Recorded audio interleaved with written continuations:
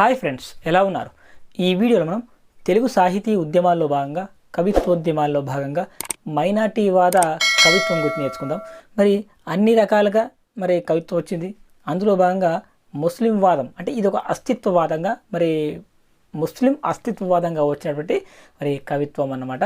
So ఈ విధంగా మొదటిసారిగా ఒక మతాన్ని ప్రాతిపదికగా చేసుకున్న వచ్చినటువంటి మొట్టమొదటి కవిత్వం అన్నమాట. సరే చూద్దాం ఈ వీడియోలో దాని యొక్క పూర్తి వివరాలు నేర్చుకుందాం. మైనార్టీవాద కవిత్వం 1980 1980 సంవత్సరంలో ఈ సంవత్సరం నాటికి విప్లవ కవిత్వం బలహీనపడింది. ఒకానొక టైంలో విప్లవ కవిత్వం విపరీతంగా విజృంభించి ఆ తర్వాత 1980s తర్వాత అంటే 1980 తర్వాత విప్లవ కవిత్వం కాస్త బలహీనపడింది.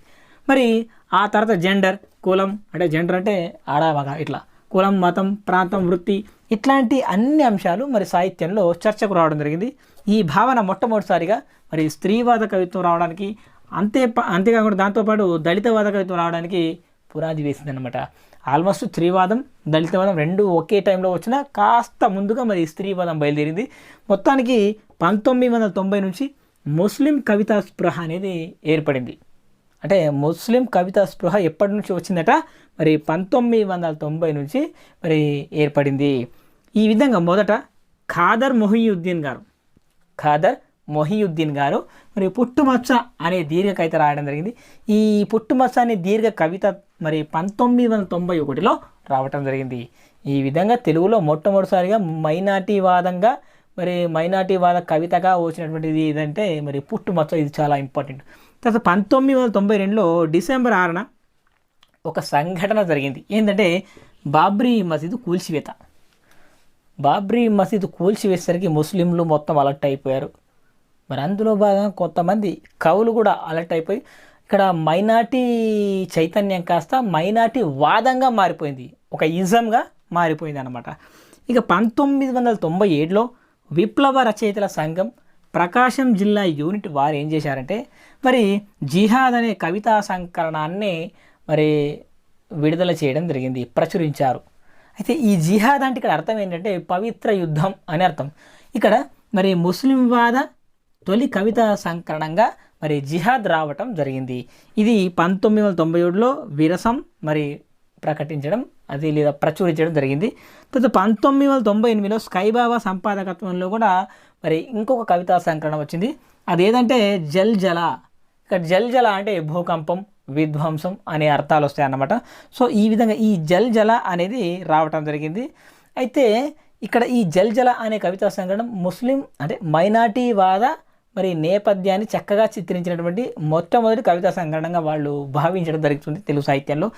ఈ విధంగా తొలి మైనార్టీవాద నవల తీసుకున్నట్లయితే వెండి మేఘం, తెలుగులో మొట్టమొదటి మైనార్టీ నవల ఏదంటే వెండి మేఘం. ఇది సలీం గారు రాశారు. అంతేకాకుండా కాలుతున్న పూల తోట అనే ఒక నవల కూడా రాయడం జరిగింది ఆయన కూడా. ఈ నవలకు కేంద్ర సాహిత్య అకాడమీ అవార్డు కూడా వచ్చిందనమాట. సో చాలా ఇంపార్టెంట్. సలీం రాసినటువంటి వెండి మేఘం చాలా ఇంపార్టెంట్. ఇది 2012 PGTలో ఈ క్వశ్చన్ అడగటం జరిగింది. సో ఈ టాపిక్ నుంచి కూడా క్వశ్చన్స్ ఖచ్చితంగా అడుగుతాడు. ఇక అంతేకాకుండా ఇంకా చాలా అడుగుతున్నాడు, కానీ అవన్నీ నేను చెప్పలేను కదా, కొన్ని అందుబాటులోనే చెప్తున్నాను. తర్వాత ఇక సలీం గారు కాలుతున్న పూల తోట అనే నవల ఎంత ప్రసిద్ధమైందో మనకు చెప్పక్కర్లేదు.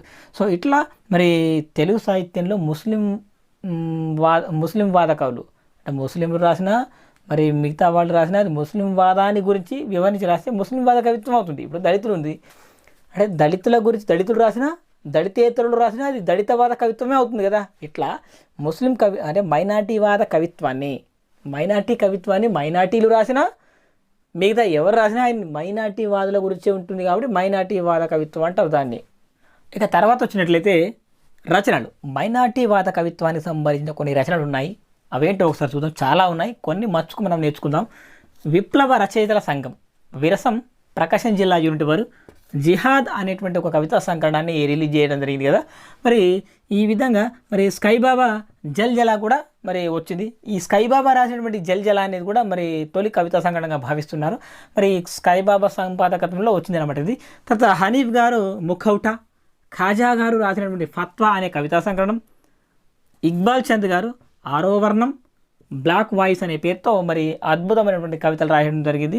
షేక్ కరీముల్లా గారు ఠూ నా రక్తం కారు చౌక అనే పేరుతో మరి కవితా సంకలనాలు రాయటం జరిగింది. తర్వాత అలీ గారు జఖం, హరేక్మాల్, పాన్ మరక ఇట్లాంటి గొప్ప గొప్ప మరి మైనార్టీ వాదానికి చెందినటువంటి గొప్ప మరి కవితలు రాయటం జరిగింది, కవితా సంకలనాలు. తర్వాత అప్సర్ గారు వలస అనే పేరుతో ఒక కవితా సంకలనం వచ్చింది, రాయడం జరిగింది ఆయన. శంషద్ బేగం గారు పర్సనల్లా అనే పేరుతో ఒక అద్భుతమైనటువంటి మరి కవితా సంకలనం తీసుకురావడం జరిగింది. తర్వాత షాజహానా గారు కౌసెకిజా, ధర్తీ అనే పేరుతో కొన్ని కవితా సంకలనాలు రాయటం జరిగింది. తర్వాత ఖాదర్ గారు మరి నా దేశంలో నేను కాంతిశీకుణ్ణి. మరి సాధారణంగా అందరూ ముస్లింలు మరి హిందువులు ఇంకా అనేక మతాల వారు భారతీయులే కదా, మరి ముస్లింలు వేరుగా చూస్తున్నారు అనే ఫీలింగ్ ముస్లింలకు ఉందట. అంటే ముస్లింలు ఏమనుకుంటున్నారంటే మేము భారతీయులమే కదా, మేము ఇదే గడ్డ మీద పుట్టినాం, ఇదే గడ్డ మీద చచ్చిపోతున్నాము, ఈ నేలపైన గాలి పీల్చుకుంటున్నాము, కాబట్టి అందరికీ సమాన హక్కు ఉంది, నా దేశంలో నేను ఒక కాంతిశీకుణ్ణి అట్లాంటి పరిస్థితి తీసుకొచ్చారంటున్నారు మరి ఖాదర్ గారు. సో ఈ విధంగా మరి ఖదీర్ బాబు గారు దర్గా మిట్ట కథలు అనే పేరుతో మరి కవితా సంకలనం తీసుకురావడం జరిగింది. ఇట్లా చాలామంది చాలా రకాలుగా మరి సలీం గారు కాలుతున్న పూలతోట, వెండి మేఘం లాంటి నవలలు తీసుకురావడం జరిగింది. ఇట్లా అనేక గ్రంథాలు, అనేక కవితా సంకలనాలు, కథల సంపుట్లు, కథలు ఇట్లా ఎన్నో మరి రాయడం జరిగింది. సో ఈ విధంగా మరి మైనార్టీ వాదాన్ని రాసినటువంటి కవులు మరి చరిత్రలోకి ఎక్కిపోయారు. అంటే మిగతా వాళ్ళందరి పరిస్థితి కూడా అంతే కాదని అనట్లేదు. ఇక్కడ విషయం ఏంటంటే మైనార్టీ వాదం అనేది ఒక ప్రత్యేక మతానికి సంబంధించిన వాదంగా వచ్చి మరి తెలుగు సాహిత్యాన్ని ఒక ఊపు ఊపిందంటే అతిశయోక్తి కాదు. తర్వాత మైనార్టీ వాదానికి సంబంధించిన గొప్ప గొప్ప కవితలు, కొటేషన్లు తీసుకున్నట్లయితే, నేను పుట్టకముందే దేశద్రోహుల జాబితాలో ఉంది నా పేరు అంటూ మరి ఖాదర్ మొహియుద్దీన్ గారు పుట్టుమచ్చ అనే కవితలో మరి తన ఆవేదన తెలియజేస్తారు. సాధారణంగా కొంతమంది ఏమనుకుంటారంటే ముస్లింలు అనగానే వాళ్ళు ఏదో పాకిస్తాన్కి చెందిన వాళ్ళను ఇంకేదో అని ఇట్లా తప్పుడు భావన కలిగి ఉంటారు కొంతమంది.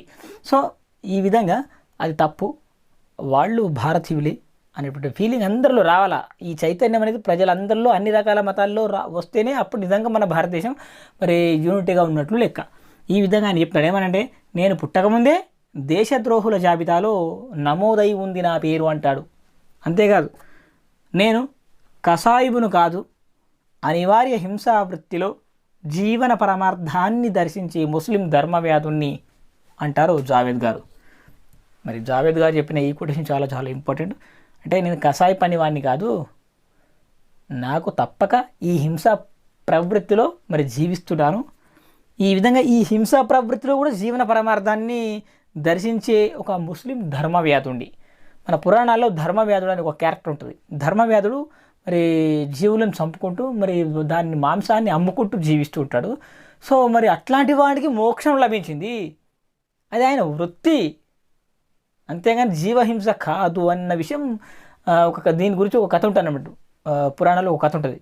సో అట్లా నేను కూడా ఏదో జీవులు చంపాలన్న ఉద్దేశంతో నేను చంపట్లేదు, ఇది నా జీవన వృత్తి అని చెప్పి, నేను బతకడానికి ఇది ఒక వృత్తి, ఇది నేను ఏర్పాటు చేసుకున్నది కదా, నా తాత ముత్తాతలు ఏర్పాటు చేసినటువంటి వృత్తి అని చెప్పి ఆయన ఒక ధర్మవ్యాధుడిగా మరి పోల్చుకున్నాడు తను.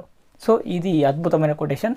తర్వాత షాజహానా గారు కూడా మరి స్త్రీల గురించి గొప్ప చెప్పారు. ఇప్పటికీ చాలామంది ముస్లిం స్త్రీలు ఇంట్లో నుంచి బయటకు రాని పరిస్థితి ఉంది. వాళ్ళు ఉద్యోగాలు చేస్తూ చదువుకొని అన్ని రంగాల్లో బయటకు వచ్చి ముందుకు వస్తే మరి చాలా బాగుంటుంది, దేశం కూడా అభివృద్ధి పథంలో పయనిస్తుంది. అయితే ఆమె ఏమంటారంటే, ఇంగ్లీష్ ఛానల్ని ఈదుతున్న ఈ తరం స్త్రీలను చూస్తూ ఇంకా మౌనంగా ఉండటం తన వల్ల కాదంటూ వాపోతారు. ఎవరంటే షాజహానా గారు. అంటే ఈ రోజుల్లో ఆడవాళ్ళు ఇంగ్లీష్ ఛానల్ అంటే సముద్రంలో ఇది మరి చరిత్ర సృష్టిస్తున్నారు. ఒకవైపు ప్రపంచం ముందుకెళ్తుంది, ఎంతోమంది స్త్రీలు అన్ని రంగాల్లో మరి ఆకాశంలో కూడా వెళ్తున్నారు. సునీతా విలియమ్స్ అంతరిక్షంలోకి వెళ్ళింది. సో ఇట్లా ఎంత గొప్ప వాళ్ళు ఎక్కడికో వెళ్తున్నారు, మేము కనీసం ఇంట్లోంచి బయట రాకపోవడం ఏంది, ఇట్లా చూస్తూ ఊరుకుంటే కాదుగా మేము కూడా బయటకు వస్తామని మరి ఈ విధంగా చైతన్యపూరితమైనటువంటి మాటలు మాట్లాడుతుంది ఎవరు అంటే షాజహానా గారు. తర్వాత గత చరిత్ర చేసిన కుట్రల పద్మవ్యూహంలో ఎప్పటికీ బయటపడలేకపోతున్న అభిమన్యుడిని అంటారు జావేద్ గారు. అంటే గత చరిత్ర ఎన్నో కుట్రలు కుతంత్రాలు చేసింది, ఆ కుట్రల పద్మవ్యూహం నుంచి ఇప్పటికీ నేను బయటపడలేకపోతున్నా, ఒక అభిమాన్యుణ్ణి అని చెప్పి బాధపడతారు ఎవరు అంటే జావేద్ గారు. ఇక తర్వాత వచ్చినట్లయితే జవహర్ రోజ్గార్ నా వెన్ను తట్టదు అంటూ గౌస్ మొహియుద్దీన్ గారు చెప్పడం జరిగింది. అంటే జవహర్ రోజ్గార్ యోజన పథకం నాకేమాత్రం ఉపయోగపడదు అంటాడు. అంటే తనకు సహాయకారిగా ఉండదు, ఈ పథకం నాకు ఏమాత్రం మరి వర్తించట్లేదు అని చెప్పి ఆయన బాధపడతాడు. తర్వాత నేను పెంచి పోషించిన ఓటుపక్షి నా కంట్లోనే పొడుస్తుంది అని చెప్పింది ఎవరు అంటే ఎస్ఏ ఆజీజ్ గారు.